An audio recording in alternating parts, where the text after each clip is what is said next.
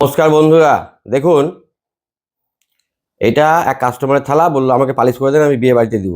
ওনার বাড়ির অনুষ্ঠানে পড়েছিল। তা আপনাদের বাড়িতে এরকম সমস্যা হতে পারে, দীর্ঘদিন রেখে দেওয়ার ফলে পেপারে কার্বনটা এখানে লেগে যায়, দেখুন দিয়ে এরকম একটা স্পট পড়ে যায়। তো যেমন তেমনভাবে মাজলে এগুলো দাগ হয়ে যাবে। কীভাবে করলে নতুনের মতো হবে, ভিডিওটা দেখুন, শেষ পর্যন্ত দেখবেন, কারণ ভিডিওটা সম্পূর্ণ আপনাদের দেখার ব্যাপার আছে। তো আমি প্রথমে থালায় জল দিলাম হালকা করে, যেটা যেটা দিলাম সেটা হচ্ছে পীতাম্বরী পাউডার।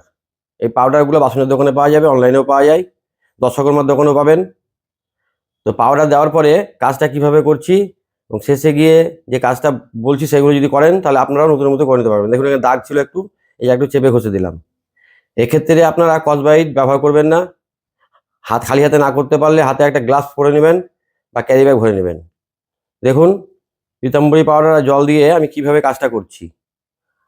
আমার হাতের দিকে লক্ষ্য রাখুন, আমি কিন্তু আড়াআড়িভাবে ঘষছি না, পুরো রাউন্ড শেপে ঘষছি।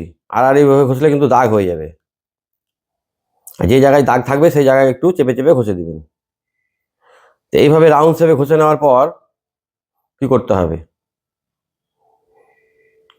মানে নতুনের যে চকচকে ভাব যায় বা গ্লেজটা থাকে ওইটা কিন্তু আসবে না, সেটা এভাবে করে নিলেই হবে না। ওই জন্য বললাম ভিডিওটা সম্পূর্ণ দেখুন। তো দেখুন আমার ঘষা হয়ে গেল। আর যদি বেশি দাগ থাকে তাহলে পীতাম্বরী পাউডার লাগিয়ে 2-5 মিনিট রেখে দিবেন। 2-5 মিনিট রেখে নেওয়ার পরে যদি করেন তাহলে দাগগুলো কিন্তু সব উঠে যাবে।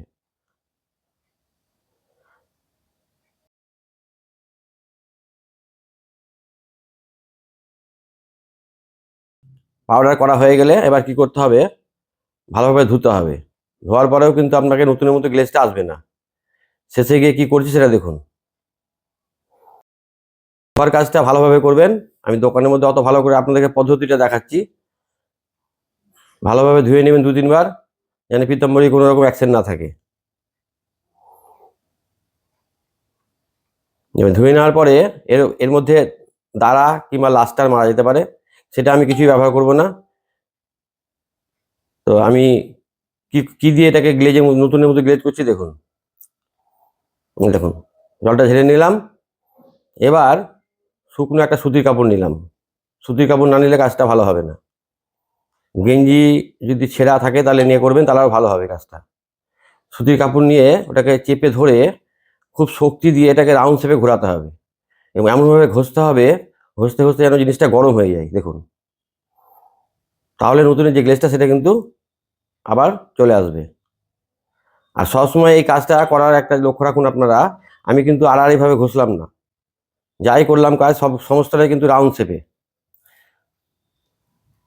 রাউন্ড শেপে এইভাবে চেপে চেপে ঘষে নেবেন। বাড়িতে রেখে রেখে এগুলো পেপারের দাগে জড়িয়ে থাকে, রেখে যায় বলে এই দাগগুলো হয়ে যায়। তো দেখুন একদম নতুনের মতো ঝকঝকে হয়ে গেল। যাই হোক, সকলে ভালো থাকবেন, সুস্থ থাকবেন, নমস্কার।